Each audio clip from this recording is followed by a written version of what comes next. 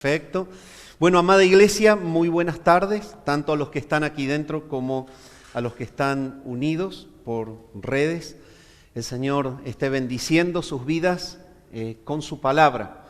Es para mí un privilegio y un gozo enorme el poder estar en esta iglesia que me ha recibido con tanta calidez, con tanto amor en el Señor Jesús. Y como decía el pastor Roberto, les voy a contar un poquito cómo está compuesta mi familia, el ministerio, solo para que podamos conocernos un poquito más. El Señor en su gracia me salvó cuando tenía 9 años y desde muy pequeño, aún a los 10, me llamó a bautizarme. A los 17 años yo ya estaba con un compromiso y un llamado claro a enseñar las Escrituras y el Señor comenzó a llevarme por algunas iglesias de Argentina, era muy joven, enseñando la palabra del Señor. Y cuando tenía 18 años empecé el noviazgo con la que hoy es mi amada esposa, una gran mujer de Dios, realmente muy buena. Me acompañó en el ministerio en todos los lugares y circunstancias de las más difíciles que se puede pensar y lo sigue haciendo hasta el día de hoy. Es una gran mujer de Dios. Con ella el Señor nos ha bendecido. Hemos tenido 3 hijos, 3 hermosos hijos, 3 hombres de Dios. El mayor de ellos, Miqueas Joel, está casado, está viviendo en este momento en Italia y están sirviendo al Señor allí. El del medio, el que le sigue, es Ezequiel Jair, también casado. Son 2 hermanos con 2 hermanas, así que salieron para Europa y están casados ahí en Italia y están llevando adelante un grupo pequeño y sirviendo al Señor, estudiando también en seminarios vía online. Y el menor de mis hijos es Ivo Giuliano, él tiene 19 años y también está pronto ya para comenzar su estudio en teología. Los 3 tienen llamados al ministerio en distintas áreas. Y bueno, doy gracias al Señor porque a pesar de lo que somos, el Señor es bueno y es fiel. El Señor nos puso con mi amada esposa y con la familia como una familia pastoral, incluso antes de que mis hijos viajen a Italia a pastorear la Iglesia Bautista Reformada Coram Deo, en la cual estoy sirviendo en este momento. Es una iglesia muy nueva, pero que el Señor, por su gracia y a pesar de lo que somos, viene bendiciendo. Y tenemos expansiones misioneras en Villa Mercedes, a 350 kilómetros de la ciudad donde estamos, y también en Mendoza, a 600 kilómetros de la ciudad donde estamos. Y obviamente en este grupo se está trabajando también ayudando a que puedan pasar de ser un grupo pequeño a ser iglesia en Italia. Y el Señor así viene bendiciendo por su gracia la obra. Así que un poco contarles de nuestra vida pastoral y misionera para que cuando recuerden esta oportunidad el Señor los lleve a orar por nosotros, porque realmente lo necesitamos. Mis amados, les invito en esta tarde a que ustedes puedan abrir sus Biblias en la primera carta del apóstol San Juan, el capítulo 3, y vamos a leer desde el versículo 19 al versículo 24 inclusive. Primera carta del apóstol Juan, el capítulo 3, versículos 19 al 24 inclusive. Y vamos a estar en esta tarde viendo un sermón que se titula Las evidencias de la salvación. Las evidencias de la salvación. Son 5 evidencias que el Señor ha dejado en su palabra por la cual confirma a su pueblo santo de que verdaderamente es el pueblo de Dios. La primera de ellas, el primer punto del sermón, es la gratitud por la gracia de Dios. Y se extrae del versículo 19 y 20 del párrafo que les he anunciado y lo leemos ahora.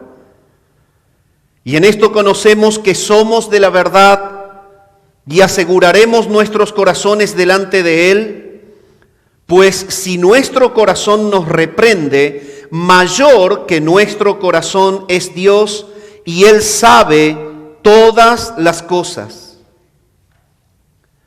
El segundo punto del sermón se titula Pasión por la oración y se extrae justamente del versículo 21 y la primera mitad del versículo 22, que dice así: Amados, si nuestro corazón no nos reprende, confianza tenemos en Dios y cualquier cosa que pidiéremos la recibiremos de Él. El tercer punto del sermón se titula Sumisión a los mandamientos de Dios y se extrae de la segunda mitad del versículo 22 de 1 Juan 3, que dice: Porque guardamos sus mandamientos y hacemos las cosas que son agradables delante de Él. El cuarto punto del sermón se titula Fe en Jesucristo y se extrae del versículo 23 del párrafo que les he citado. Y este es su mandamiento, dice, que creamos en el nombre de su Hijo Jesucristo y nos amemos unos a otros como nos lo ha mandado. Y el quinto punto del sermón se titula Aprecio porque el Espíritu Santo permanezca en nosotros. Y se extrae justamente del versículo 24 del párrafo que dice: Y el que guarda sus mandamientos permanece en Dios y Dios en él. Y en esto sabemos que Él permanece en nosotros por el Espíritu que nos ha dado. Mis amados, para hacer una contextualización histórica del párrafo, tengo que decirles que Juan, siendo el último de los apóstoles del primer siglo de la iglesia, el último que quedaba vivo, por allí en la década octava y novena del primer siglo, es cuando el Señor los llama a escribir lo que estamos leyendo. Por lo tanto, debemos analizar cuál era el escenario justamente histórico y espiritual en el cual Él recibe esta escritura. La iglesia en el primer siglo se vio afectada por un fuerte avance de la cultura greco-romana. Y en la cultura greco-romana, una de las corrientes filosóficas mayores fue el gnosticismo. El gnosticismo fue un movimiento que adoptó justamente enseñanzas de la cultura griega, otro poco de corrientes judaizantes, y fue una corriente muy fuerte dentro de la iglesia que azotó justamente la verdad del evangelio en las iglesias del primer siglo. Una de las creencias que ellos tenían y las cuales predicaban era justamente que Jesucristo no era realmente Dios, tan Dios o igual que el Padre y que el Espíritu Santo. Uno de los mayores problemas del gnosticismo del primer siglo fue la negación de la deidad de Jesucristo. En otro punto, otro de los graves problemas del gnosticismo por sus creencias, al estar aferrados justamente a la filosofía griega, era el dualismo. Y el dualismo lo que hace es decirle al hombre: tú puedes libremente darle rienda suelta a tus satisfacciones carnales, porque a la larga hay una desconexión entre el alma y el cuerpo. Lo que tú haces con tu cuerpo no afecta al alma. Entonces, esto hacía que justamente en las iglesias del primer siglo hubiese una fuerte resistencia a la santificación y a una vida moral de un estándar cristiano correcto. El otro problema que había por causa de la corriente gnóstica era justamente la insensibilidad para con respecto a los hermanos. Ellos decían haber tenido un contacto con la deidad y decían conocer a Dios, pero no tenían evidencia del conocimiento de Dios por causa de que no se veía en ellos amor por los hermanos. Y el apóstol Juan en su primera carta lo que hace es fortalecer a la iglesia, apuntalar a la iglesia de dos maneras. La primera manera es mostrar o desenmascarar a los gnósticos que estaban confundiendo al pueblo cristiano. La otra manera fue apuntalar a los verdaderos creyentes. Entonces, la estrategia del Espíritu Santo a través del mensaje de Juan tenía dos vías por las cuales él servía y apuntalaba a la iglesia. Uno dijo, estos son los gnósticos y están entre nosotros, pero no son de nosotros. Por el otro lado, les dice a los creyentes, ustedes sí son verdaderos, deben ustedes gozarse en la salvación. Y de este concepto es desde donde surge la explicación que voy a dar de este párrafo. Porque lo que Juan está haciendo en este párrafo es justamente apuntalar a los creyentes, mostrándoles 5 evidencias de que ellos sí verdaderamente son miembros del pueblo de Dios. Entonces, la primera de ellas es la gratitud por la gracia de Dios. Y si usted es tan amable, note que lo primero que Juan hace con la iglesia para apuntalarnos y que gocen su salvación es decirles, ustedes tienen un toque de Dios en ustedes a través de la conciencia. Y en esto conocemos que somos de la verdad y aseguraremos nuestros corazones delante de Él. Pues si nuestro corazón nos reprende, mayor que nuestro corazón es Dios y Él sabe todas las cosas. ¿Qué está haciendo Juan con los creyentes? Les está diciendo, aprendan a observar que una de las marcas por las cuales pueden estar seguros de que son verdaderos cristianos es que Dios permanentemente los está monitoreando por dentro. Permanentemente Dios los está monitoreando por dentro. Permanentemente Dios está viendo sus vidas, está observando sus conductas, está leyendo sus pensamientos, está mirando donde sus ojos miran y está en los lugares más ocultos en donde usted se puede esconder porque Él está monitoreándolos por dentro. Ese monitor que está latiendo permanentemente es la voz de nuestra conciencia. Y lo que Juan les dice a ellos, den gratitud por esta gracia de Dios. Es que el punto es que todo ser humano nace con la ley de Dios escrita en el corazón. Y con una conciencia que lo acusa o que lo excusa según sea la conducta que tengamos. Esto ocurrió evidentemente desde el momento que el ser humano prueba del árbol de la ciencia, del bien y del mal. ¿Qué es lo que le dijo el enemigo allí en el Edén, libro de Génesis? Seréis como Dios, sabiendo el bien y el mal. Y no estamos hablando justamente de que esto pase en un cristiano o no cristiano. El ser humano, por ser humano, sabe el bien y el mal. Usted puede tomar cualquier persona de la calle, no necesariamente instruida cristianamente, y usted le dice, ¿está bien engañar a tu esposa? Y le va a decir, no, está mal. ¿Está bien engañar a tu esposo? Y le va a decir, no, está mal. ¿Está bien tomar un arma y quitarle la vida a un ser humano por algunos dólares? Y le va a decir, no, está mal. Pero ¿cómo si tú no eres evangélico? No hace falta. Tiene la voz de la conciencia. Pero aún más profundamente es la vida del creyente, porque el creyente tiene conectado el Espíritu Santo que lo ha adoptado como un templo a esa voz de la conciencia. Entonces es un monitor santo el que tenemos como cristianos, que permanentemente late y nos informa la verdad. Entonces es lo que Pablo le dice escribiendo a los romanos, porque cuando los gentiles que no tienen ley hacen por naturaleza lo que es de la ley, estos aunque no tengan ley son ley para sí mismos, mostrando la obra de la ley escrita en sus corazones, dando testimonio su conciencia y acusándoles o defendiéndoles sus razonamientos. Romanos capítulo 2, versículos 14 y 15.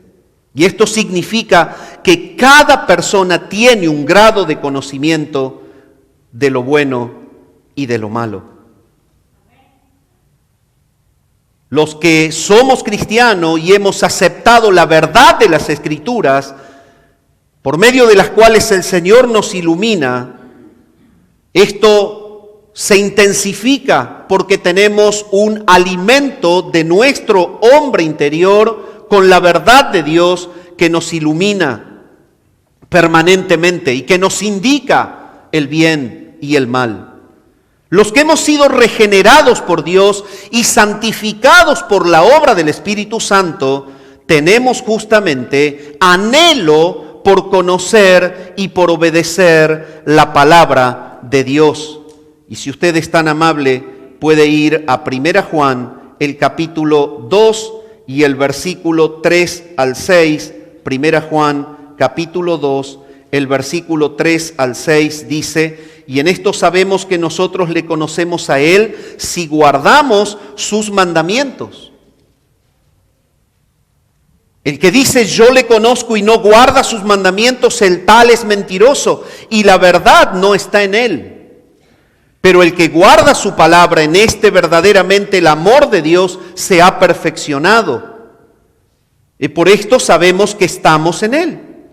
El que dice que permanece en Él debe andar como Él anduvo. Y también cuando los creyentes obedecen a la palabra de Dios, sus conciencias les informan que lo hicieron de una manera correcta. Y esto lo podemos encontrar por boca de Pablo escribiendo a los romanos. Y si usted es tan amable, sígame en su Biblia. Romanos, el capítulo 9 y el versículo 1. Dice lo siguiente: verdad digo en Cristo, no miento, y mi conciencia me da testimonio en el Espíritu Santo. Ahí está el monitor. El creyente, a diferencia del impío, tiene un monitor santificado. Es la conciencia conectada con la voz del Espíritu de Dios. Y está permanentemente diciéndonos, ¿lo hiciste bien o lo hiciste mal? Pero también esto nos da el gozo y nos da la confianza piadosa de que el Señor está con nosotros. Y si usted es tan amable, puede ir a la segunda carta de Pablo a los Corintios, el capítulo 1 y el versículo 12, en donde va a encontrar lo que dice la palabra de Dios. Porque nuestra gloria es esta, el testimonio de nuestra conciencia, que con sencillez y sinceridad de Dios, no con sabiduría humana, sino con la gracia de Dios, nos hemos conducido en el mundo y mucho más con nosotros, con vosotros. Entonces, de igual modo, si el creyente deja de hacer lo bueno, pero peca, la conciencia le acusa debido a sus malos pensamientos, le acusa debido justamente a sus malas palabras o acciones. Esta es la manera en la que el Señor trabaja en nosotros y es la evidencia de que somos sus hijos. Si los creyentes persisten entonces en pecar, de modo implícito, la conciencia los volverá temerosos, deprimidos e inseguros. Ese es el principal punto por el cual podemos explicar en tantos cristianos la duda muchas veces de la salvación. No hace mucho tiempo me llamó una persona justamente con este problema, una tremenda depresión espiritual, la cual la llevaba a tener dudas de su verdadero encuentro con Cristo y de su verdadera regeneración. Pero el problema fue que ella vivía en infidelidad. Entonces, cuando la voz de la conciencia golpea como un monitor santificante dentro nuestro, es porque el Señor nos está llevando a anclarnos en la relación con Él. Y nos está diciendo, esto te ocurre porque tú eres mi hijo, gózate en que la conciencia tuya esté administrada por el Espíritu de Dios. Aunque no puede el creyente perder la salvación por ningún medio, si son realmente salvos, la salvación es toda de Dios y toda de gracia, pero puede empezar a perder la seguridad de esa salvación si verdaderamente tiene una conciencia atormentadora que lo está señalando por su mala manera de vivir. La conciencia entonces es como un dispositivo de monitoreo divino que genera una luz amarilla de advertencia y que es productor de una culpa, te está haciendo entender que hay algo que en el camino recto se ha torcido y que tienes que volver al camino de Jesús. Y del mismo modo que el dolor es un mecanismo de advertencia física que nos informa a las personas que tenemos alguna lesión, alguna enfermedad o algún mal funcionamiento en nuestro cuerpo, de la misma manera el mecanismo de la conciencia nos informa que debemos arrepentirnos y volver a Dios. Dios mira más allá del pecado que aún permanece y que percibe los efectos que el pueblo de Dios muchas veces tiene que atravesar.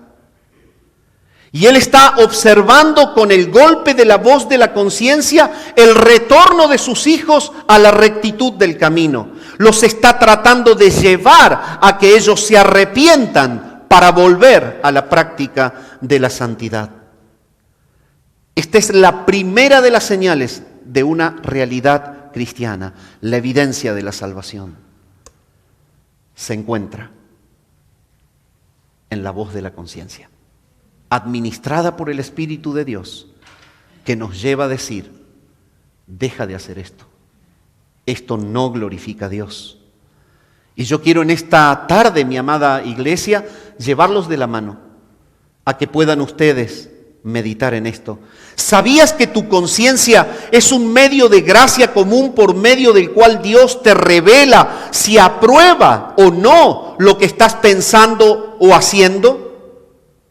Si bien lo tienen todos los humanos, el creyente es llevado por el Señor a través de la conciencia a anclar nuevamente la conducta en la obediencia a la Escritura para glorificar a Dios a través de una vida santa.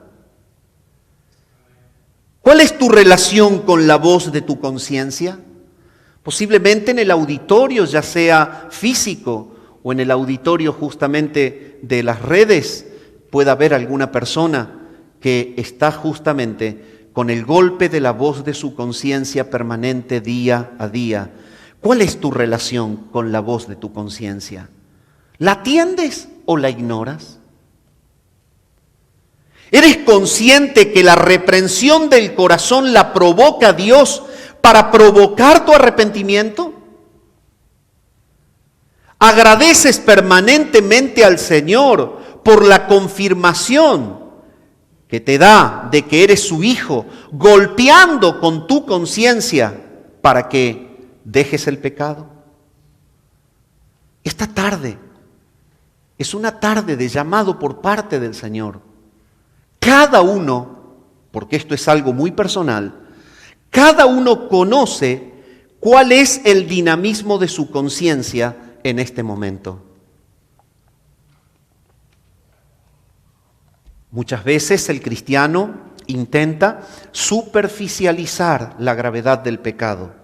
Y a pesar de que la conciencia está detectando y el monitor que el Espíritu Santo tiene con ella en nosotros nos está diciendo, esto no da gloria a Dios, tu paso no es correcto, muchas veces tratamos de superficializar y de minimizar y desoímos la voz de la conciencia.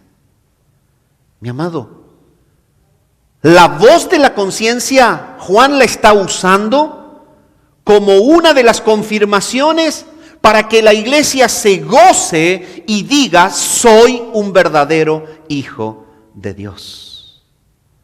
Y esa es la invitación, a que puedas escuchar la voz de tu conciencia. Es por eso que el Señor está diciendo en este primer punto, y en esto conocemos que somos de la verdad. Juan comienza diciendo, ¿quieren que les muestre cómo pueden descubrir que realmente ustedes son verdaderos y los que están, los maestros gnósticos, no lo son? Bueno, vean esto en ustedes. Y aseguraremos nuestros corazones delante de Él. Esto quiere decir, el resultado de esta palabra los anclará para que disfruten de la salvación. Y entonces les dice, si tu corazón te reprende, debes saber que Dios es mayor que esa reprensión de ese corazón. Esto quiere decir, este primer punto, sepa que si en el corazón usted siente que el Señor le tira la oreja, es para su bien y para su gloria. En segundo lugar, el segundo punto del sermón es la pasión por la oración. La palabra dice, amados, si nuestro corazón no nos reprende, confianza tenemos en Dios. Entonces Juan está tomando el otro atajo. Primero nos enseñó que la evidencia de ser salvos es ese tirón de oreja del monitor controlado por el Espíritu Santo, la voz de la conciencia que nos está reprendiendo y nos está diciendo, para la iglesia el único camino es la buena obra de santidad. Pero ahora Juan se posiciona en la otra dirección. ¿Y qué pasa si nuestra conciencia no nos reprende? ¿Cómo comprobamos que somos hijos de Dios? Bueno, pues bien, cuando tu conciencia no te reprende, puedes comprobar que eres hijo de Dios porque Dios te concede lo que le pides orando. Y es por eso que Él dice, amados, si nuestro corazón no nos reprende, confianza tenemos en Dios. Y cualquier cosa que pidiéremos, la recibiremos de Él. La duda cesa cuando los creyentes viven en fidelidad y en obediencia. No hay en la consejería normalmente consultas de personas que duden de su salvación cuando sus vidas están en fidelidad y en obediencia a la palabra. Puede ser que haya durado un cierto tiempo, pero el hecho de tener un vínculo profundo con la verdad y una práctica de obediencia va disipando la duda y estableciendo la confianza en el nuevo nacimiento y en la salvación. Cuando nuestro corazón no nos reprende, esto quiere decir que se ha ido la inseguridad y el temor. Y entonces se establece en nosotros la confianza que tenemos en Dios. Y tal seguridad hace que los creyentes entremos con seguridad en la presencia de Dios. De tal modo que cualquier cosa que pidamos en oración la recibiremos de parte de Él. La palabra traducida confianza es parresía y significa denuedo, significa libertad de expresión. Describe entonces el privilegio de llegar ante alguien que es de importancia. No hay alguien mayor que el Señor y cuando oramos estamos frente a Él. Él tiene poder y autoridad, pero lo que el Señor hace es confirmarnos en que nos podemos sentir libres en la oración de estar frente a Él, que es la mayor autoridad. Para los creyentes, esto significa entrar en la presencia de nuestro amoroso Padre Celestial sin ningún temor. Es que así estamos diseñados y así funcionamos.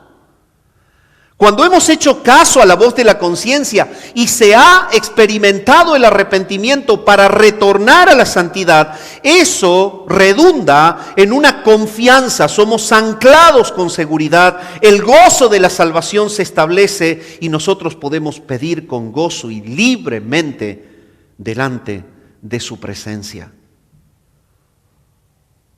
El escritor a los Hebreos, abocado a enseñarnos lo mismo, dice, acerquémonos pues confiadamente al trono de la gracia para alcanzar misericordia y hallar gracia para el oportuno socorro. Hebreos 4:16. Y podría ser que sea visto de una mala manera el enfoque, pero obviamente todas las peticiones que los creyentes hacen a Dios deben estar de acuerdo con la voluntad divina. Este texto a veces es muy mal interpretado porque es tomado como que la oración abre la puerta a la satisfacción de demandas egocéntricas. La Escritura no está diciendo esto. La palabra de Dios habla de la pasión por la oración, porque nosotros estamos verdaderamente en su palabra, amamos sus expresiones, amamos obedecerlas. Entonces lo que vamos a querer orando es pedir lo que sea para la gloria de Dios y para nuestro gozo. Entonces, usted puede decir, sí, pastor, está todo bien, pero ¿y cómo lo hago prácticamente? Bueno, usted sabe cuál es el patrón y la media de su oración. Tome una hoja en blanco, tome un bolígrafo y escriba en sus oraciones. Grábese y después vea cuántas expresiones te pido tiene tu oración. Te pido por tal cosa. Te pido, te pido, te pido, te pido, te pido. En una columna. Y ahora cuente en sus oraciones cuántas expresiones usted dice, te doy. Y haga un balance. La proporción de la diferencia entre el te pido y el te doy te da un índice celestial de si tu oración es egocéntrica. Dame, dame, dame, quiero, dame y dame. Es muy distinto decir, yo te pido fama, yo te pido dinero, yo te pido propiedades, yo te pido a que tú le digas, yo te doy gloria, yo te doy alabanza, yo te reconozco a ti. Tú eres mi Señor. El equilibrio en la oración lo puedes encontrar en este ejercicio simple y fácil. ¿Cuál es la cantidad de te pido en relación a la cantidad de te doy? Eso es lo que va a indicar si verdaderamente hay una pasión por la oración. Entonces, lo que Juan está enseñando no es la oración egocéntrica que intenta satisfacer deseos, es simplemente que cuando la persona está empapada de la palabra y cuando la persona no tiene reprensiones internas de la voz de la conciencia, hay una amistad establecida, hay una paz con el Creador y libremente entramos a darle gloria. Y el Señor, cuando pedimos conforme a su voluntad, a lo que le da gloria a Él y a lo que provoca el gozo de la iglesia, el Señor nunca dice que no, siempre otorga.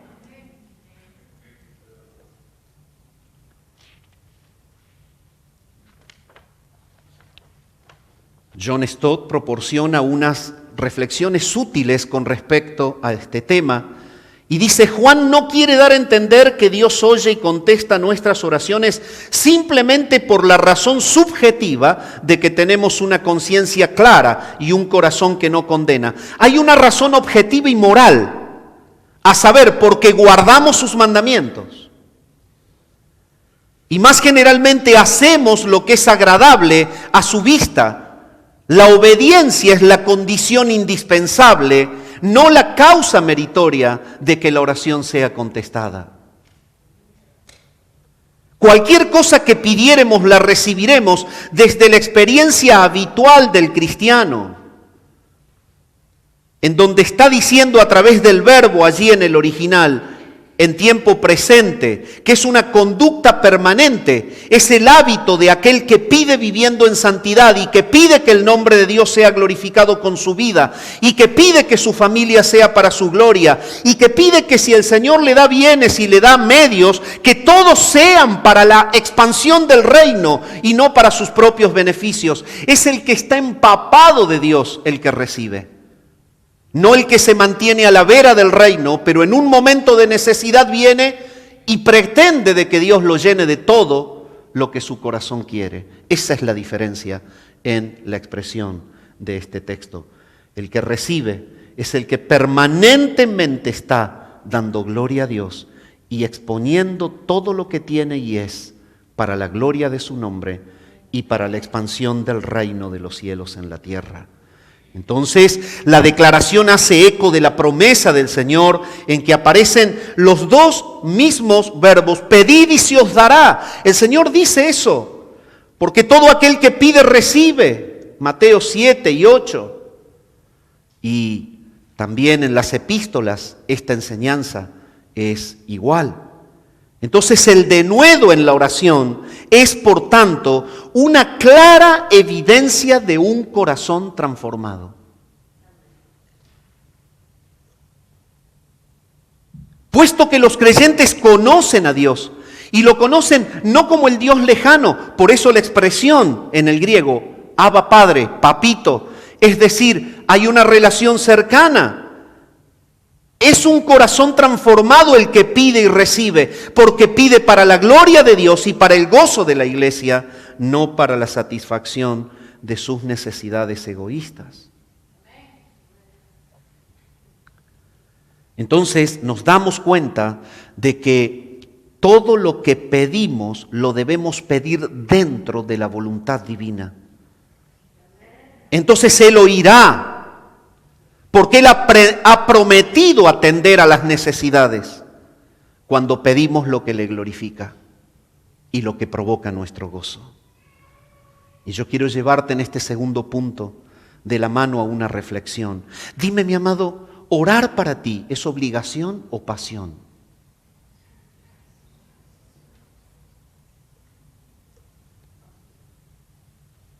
En segundo lugar, ¿eres consciente que Dios confirma tu confianza en Él cuando no te reprende en el corazón? ¿Qué significa para ti pedir cualquier cosa?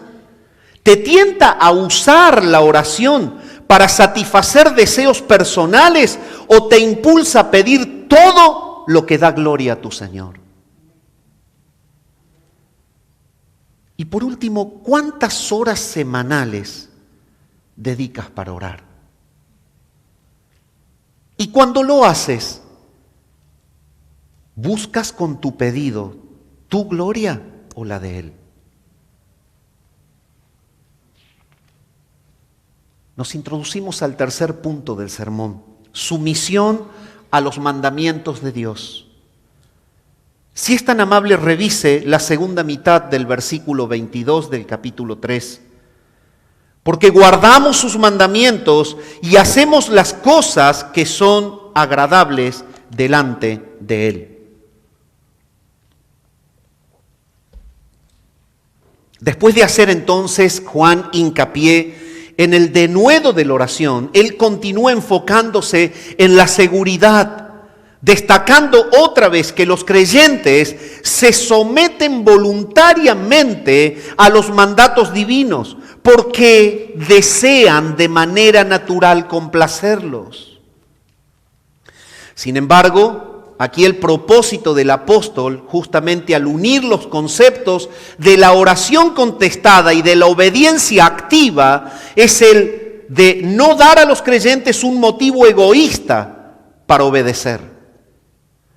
Obedecer los mandamientos de Dios nunca se debe hacer bajo la coacción o con el propósito de recibir. Este es el otro grave problema. Y Juan está tocando esta problemática que nos golpea a menudo. Perfecto, entonces vamos a hacer un buen negocio con Dios. Señor, yo te voy a dar, pero yo te pido tal cosa. Yo no voy a faltar el domingo. Yo voy a cumplir mi ministerio, pero el carrito mío tiene tantas millas, Señor. Yo no digo que no te lo vaya a cambiar. Sabe el Señor que lo necesitas. Pero el punto está en ese negocio que no es espiritual. ¿Me entienden? La evidencia de la salvación está en que la persona convertida de manera natural es llevado por el Espíritu Santo a vivir las Escrituras. De lo contrario, ¿cómo podemos separar y diferenciar al que no tiene a Cristo del que lo tiene? Si nosotros nacimos por el impacto de las Escrituras y ellas son nuestra luz. La diferencia entre un impío que va camino a la perdición y el creyente que va camino a la gloria es que ha sido impactado en el llamamiento eficaz del Espíritu de Dios en el momento de la regeneración y en el momento de la salvación por la palabra de Dios que trajo la fe. Entonces el punto es el siguiente: ¿cómo nosotros entendemos una vida de obediencia fuera de cumplir los mandamientos? Si en realidad entramos a la vida por la palabra, bueno, la cuestión es lógica y simple. Si la puerta de entrada a la vida es la palabra, el camino hasta el final sigue siendo la palabra. Y el punto es el siguiente: ¿cómo puede ser que nos gocemos tanto de que hayamos sido iluminados un día por un mensaje de algún gran predicador, de algún gran pastor, por las redes, tantas personas que hay bendecidas por los mensajes? O porque solo en su casa la abuelita le regaló una Biblia y estuvo leyendo y el Señor lo salvó. Pero usted no va a poder ver casos de salvación fuera del impacto de la palabra. Y nos gozamos, me siento feliz. Pero no es tanto el gozo cuando el Señor nos dice, mire, usted no debe guardar rencor, usted debe perdonar. Usted no debe ser infiel, debe ser fiel. Usted no debe ser iracundo, debe ser pacífico. Y entonces en el camino la palabra pasa a ser descartada y ese es el problema del creyente. En la puerta de entrada todo el mundo la quiere. En el camino se experimenta el descarte y ese es el gran pecado que deteriora la iglesia. Obedecer los mandamientos de Dios nunca debe ser bajo coacción con el propósito de recibir. El cristiano cumple el mandato de Dios con un corazón alegre que expresa gratitud. Y el apóstol está diciendo que cuando obedecemos los mandamientos divinos, estamos haciendo lo que le agrada a Dios. Entonces, al añadir esta frase, Juan, lo que le agrada a Dios, él descarta cualquier idea de mérito propio. Agradar a Dios brota del amor y de la lealtad. Es obra del Espíritu en nosotros.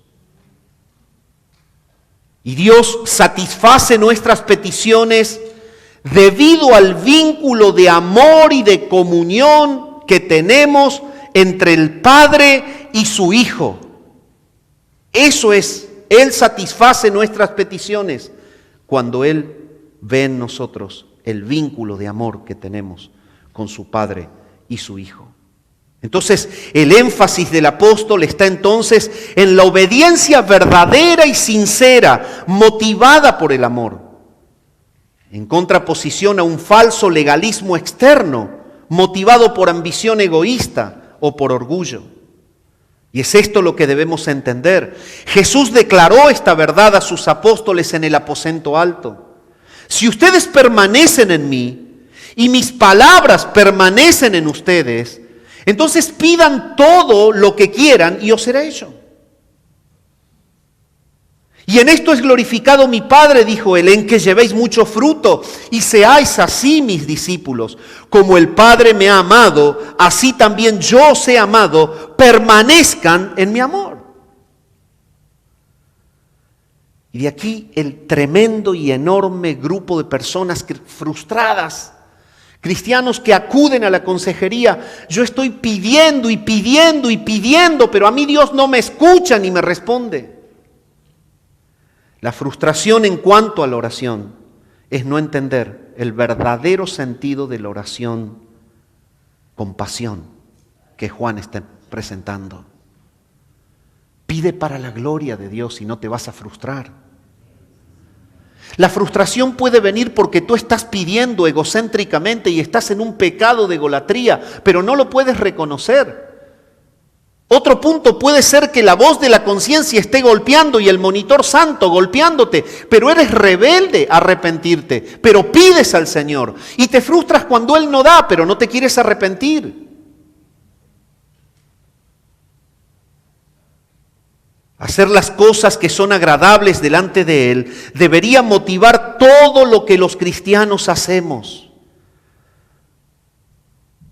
Así lo expresa el escritor a los Hebreos cuando nos dice: y el Dios de paz, que resucitó de los muertos a nuestro Señor Jesucristo, el gran pastor de las ovejas, por la sangre del pacto eterno os haga aptos en toda buena obra, para que hagáis su voluntad, haciendo Él en vosotros lo que es agradable delante de Él por Jesucristo, al cual sea la gloria por los siglos de los siglos. Amén. Mis amados, esta es la manera en la que Dios diseñó tratar con nosotros. Si nosotros estamos anclados en las Escrituras y si de una manera pasional, como el resultado del nuevo nacimiento en nosotros, cada día tu pasión es mortificar tu pecado y ajustar tu vida un poquito más a la Biblia, no tendrás oraciones frustradas. Y permítame llevarlo de la mano a estas consideraciones.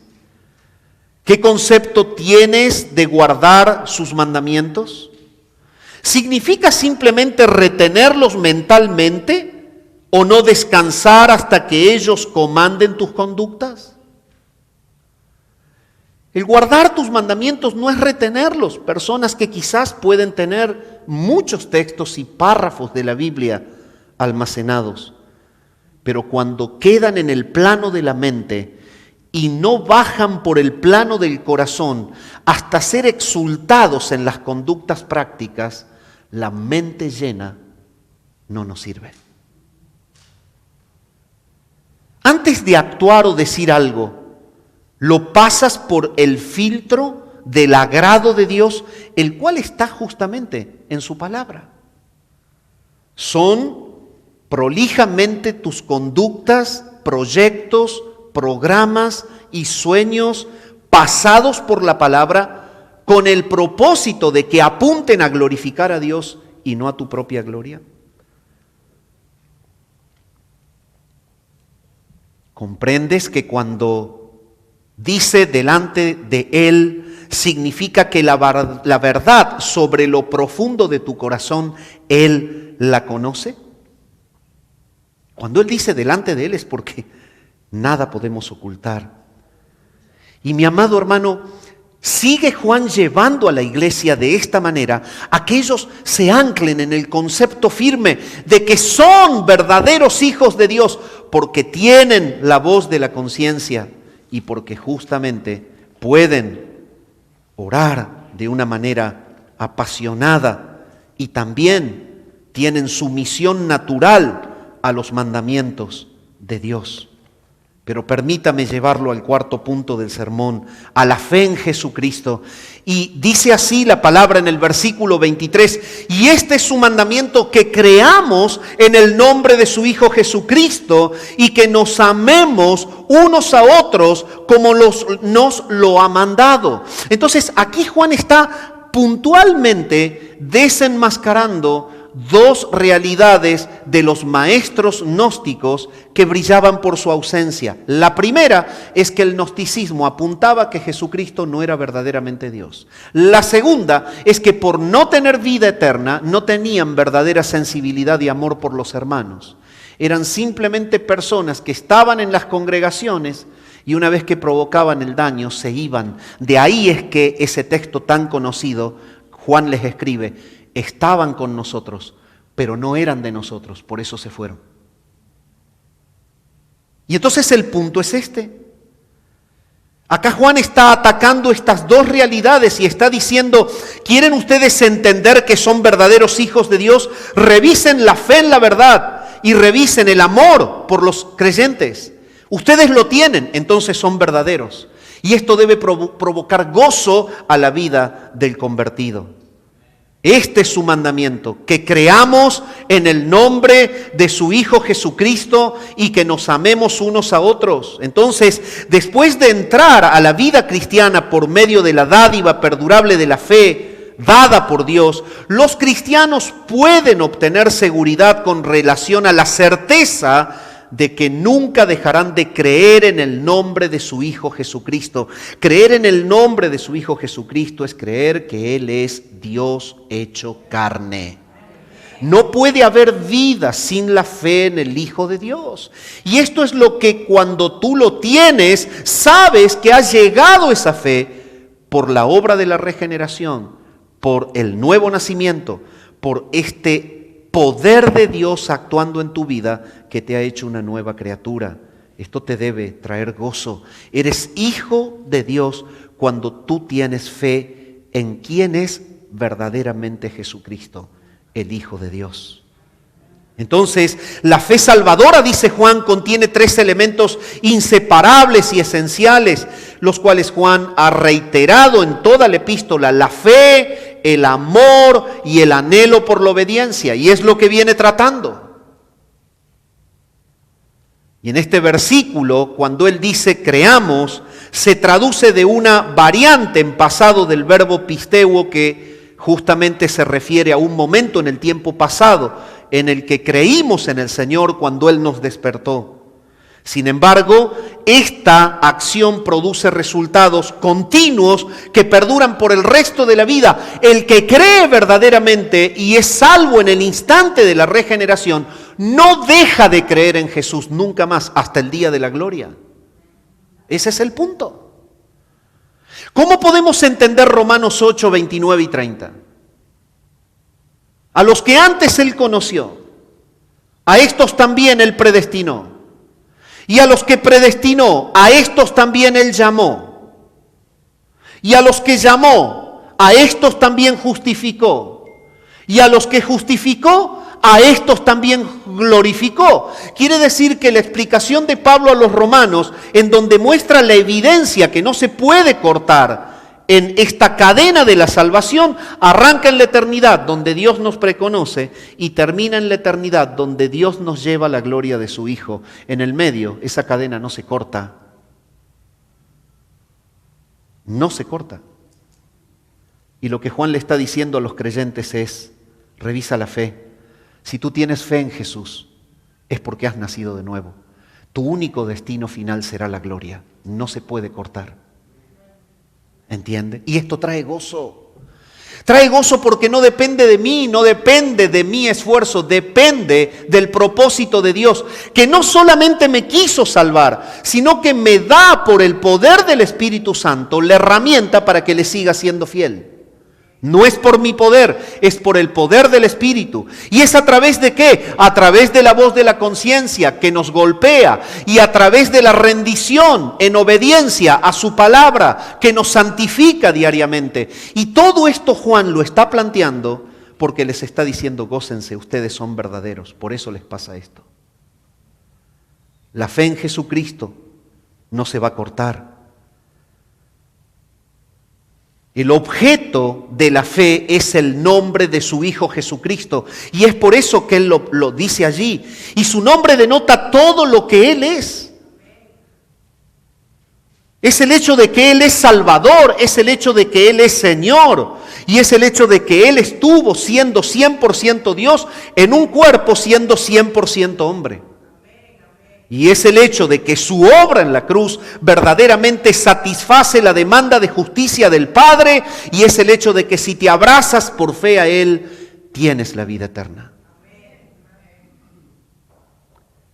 Por esto es que Juan escribió el Evangelio y escribió la primera epístola, para mostrar el nombre de Jesús y para que todo aquel que lee eso entienda que si cree en ese nombre, en ese ser, tiene perdón de pecados y vida eterna.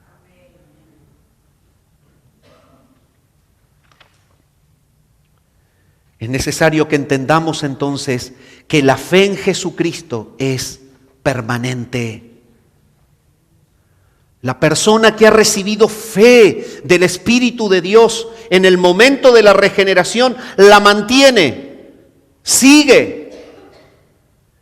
Toda la evidencia de las Escrituras es que la confirmación de la verdad de la salvación es la no renuncia al vínculo con Jesús.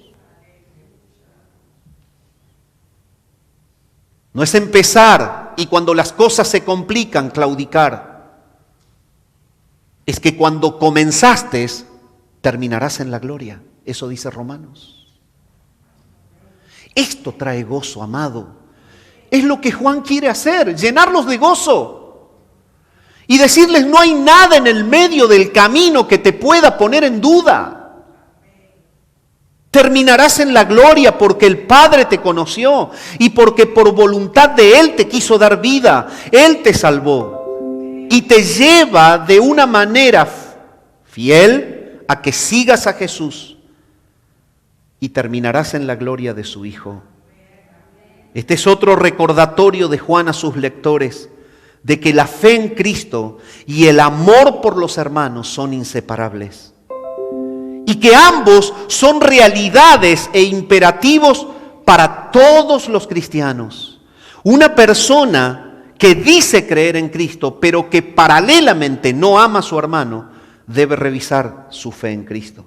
Juan lo trata en la carta. ¿Y saben por qué lo trata? Porque uno de los problemas de los gnósticos era esto.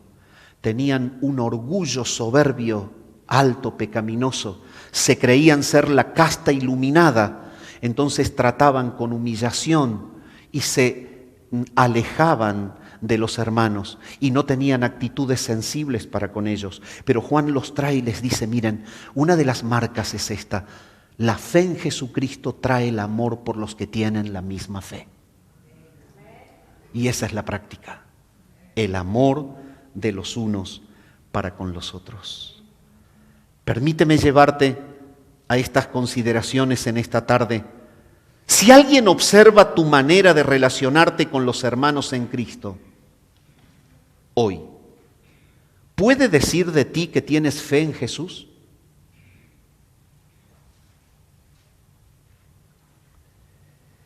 Yo voy a hacer un alto en este punto. Hermano, usted vio cómo lo tratamos cuando usted llegó. La verdad, yo no podría decir que nadie no tiene a Cristo como me han recibido. Es la verdad, no es un cumplido. Ni local ni cibernético, porque me estén viendo en cámara, porque me trataron con todo el amor. Pero permíteme decirte algo, decime cómo me trataste a mí, ¿la tratás a tu esposa en la cámara secreta?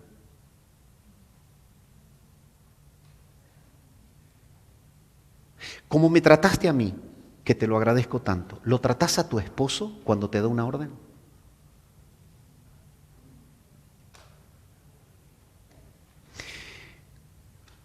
¿Cómo me tratás a mí, tratás a tus hijos? Ah, no, pastor, pero es que ellos no son pastores que visitan de Argentina. Pará, son miembros de la iglesia.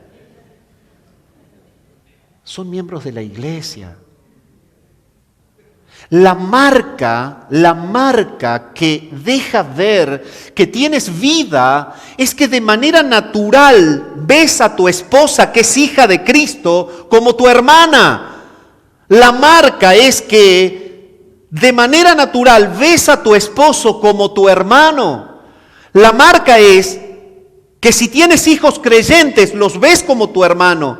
Pero si no tienes hijos creyentes y estás sembrando el Evangelio, te cuidarás de que el amor de Cristo sea el ambiente santificante donde se formen ellos.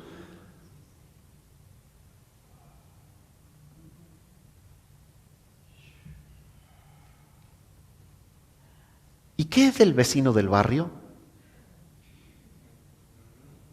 Hace un tiempo traté en una consejería una hermana afligida. Y créanme que no lo hago como una cuestión de distensionarnos, sino porque viene el caso. El problema es que ella salía y barría la basura y la vecina venía y se la barría para el lado de ella. Y ese era su problema. No me digan que no saben de eso. Se dan las mejores familias. Y pastor, ¿y cómo hago? Agarra la palita, hermana, junta la basura, anda al cesto de basura y tírala. Sí, pero el otro día me tira peor. Bien, volvé el segundo día, junta con la palita la basura, ándate adentro a tu casa, postrate de rodillas en tu cuarto y ora por la salvación de tu vecino. Ah, eso no lo había pensado. Bueno, anda a barrer, hermana, y anda a orar por la persona.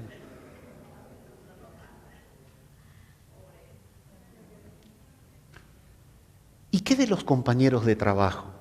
¿También ven a Jesús en vos, en mí?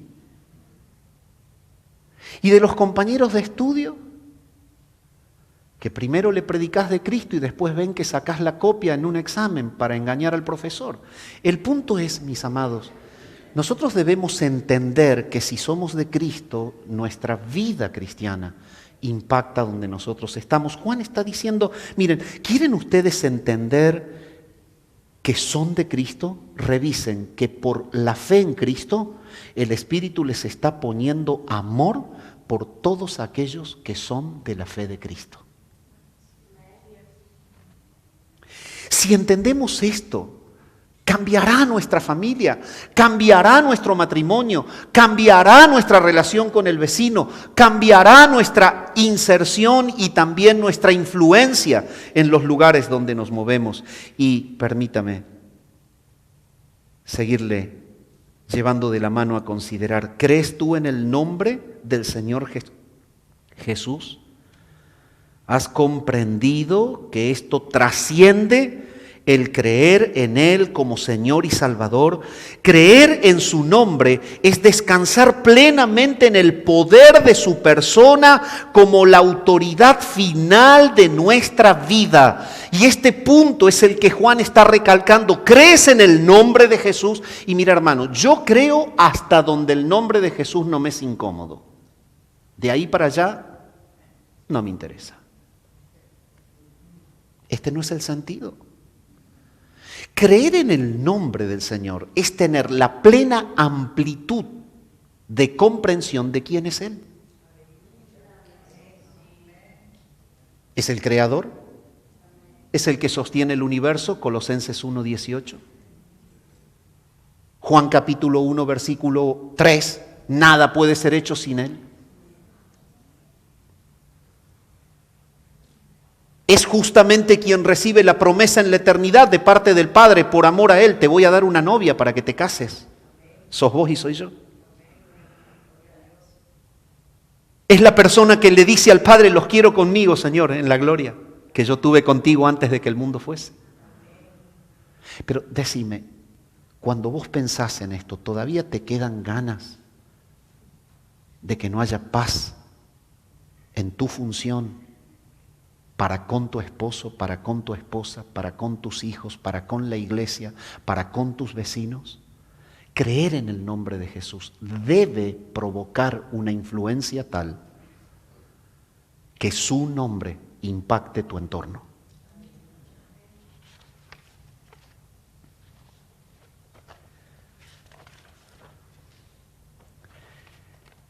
Y seguimos avanzando, mis amados. En sexto lugar, tenemos que ver el aprecio por la permanencia del Espíritu Santo en nosotros.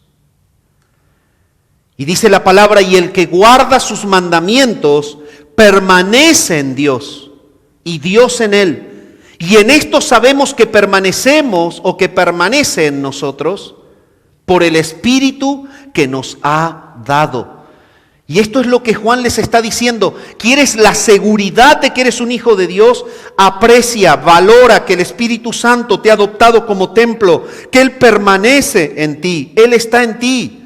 La bendición prometida para el que guarda los mandamientos de Dios es que permanece en Cristo y Dios permanece en Él. El término traducido permanece es el verbo menó, que es alojarse o quedarse. El Espíritu no viene y se va. Cristianos que muchas veces llaman al Espíritu.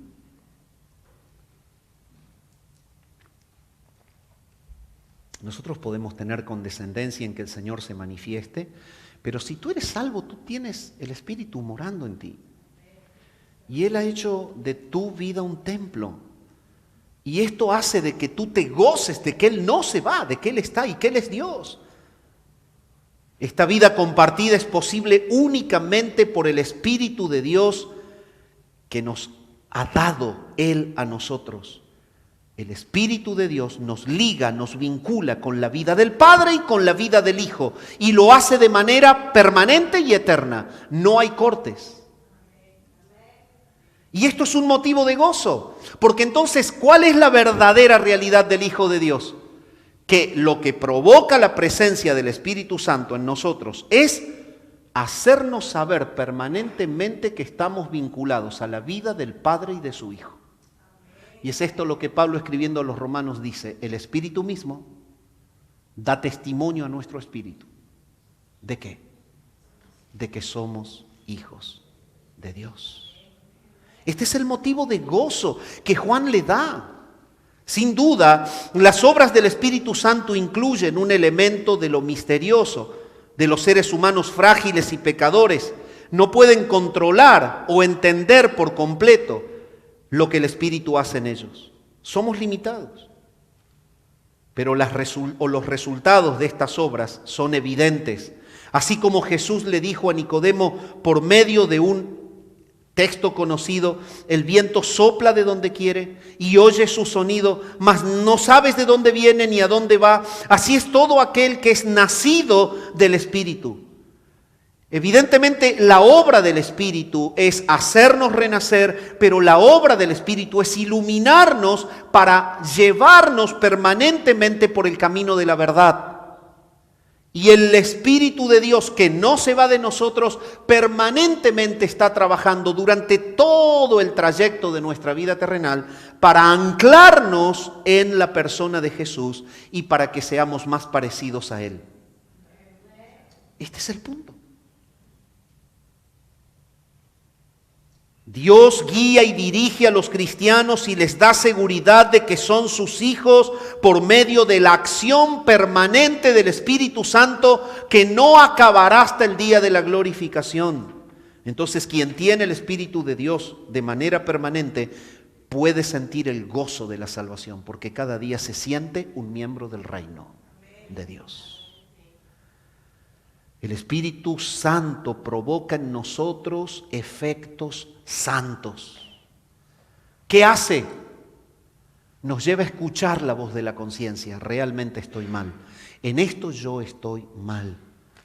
El Espíritu Santo nos lleva a que atendamos la voz de la conciencia y nos concede el arrepentimiento para que nos postremos ante el Señor y para que pidamos perdón por lo que estamos haciendo mal. El Espíritu Santo que permanece en nosotros, Juan les está diciendo, es un motivo de gozo porque te llevará a tener siempre pasión por la oración. Y pedirás no para tu gloria, pedirás para la gloria de Él. El Espíritu Santo te llevará controlando tu vida a que seas sumiso a los mandamientos de Dios y que lo hagas de manera natural. Querer obedecer a Dios es lo que le ocurre a quien tiene el Espíritu Santo. No lo hace como el chico caprichoso que la mamá lo manda y dice ufa y va pateando todo lo que hay a su alrededor porque tiene que obedecer algo. El verdadero hijo de Dios es el que va de manera gozosa a las Escrituras para decir, Señor, ¿qué quieres que yo haga hoy? En cuarto lugar, el que tiene el Espíritu Santo siempre estará anclado en la fe en Jesucristo. Y estar anclado en la fe en Jesucristo no es agarrar y decir, bueno, yo soy un cristiano y me olvido. Es tener conciencia de que estás compartiendo la vida del gran Rey. Y cuando estás compartiendo la vida del gran Rey, estás vinculado en una responsabilidad. Tu vida personal debe mostrar al gran Rey. La vida de tu esposa debe mostrar al gran Rey. La vida de tus hijos deben mostrar al gran Rey. La vida de tu familia debe mostrar al gran Rey. Porque para eso estamos, para la gloria de su nombre. Si no, la iglesia ya no estaría aquí. Y el aprecio entonces por la persona del Espíritu Santo morando en nosotros es la otra gran evidencia que Juan les da a ellos para que disfruten ser hijos de Dios. Iglesia amada, gózate en que eres un verdadero hijo de Dios en esta mañana. Padre, gracias por tu palabra en esta tarde. Gracias, Señor, porque el apóstol Juan nos ha llevado a considerar estas verdades que nos aseguran que estamos en Jesucristo y que son el motivo de nuestro gozo. Señor amado, si hay en esta tarde personas que necesitan revisar esta realidad, que tu Santo Espíritu los lleve a estar frente a Jesús. Y si hay pecados por confesar, que sean confesados en esta tarde.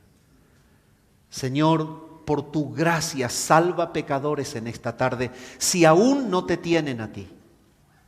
Señor amado, haz la obra y por gracia tuya, trae a alguno más a tu reino, para la gloria de tu nombre.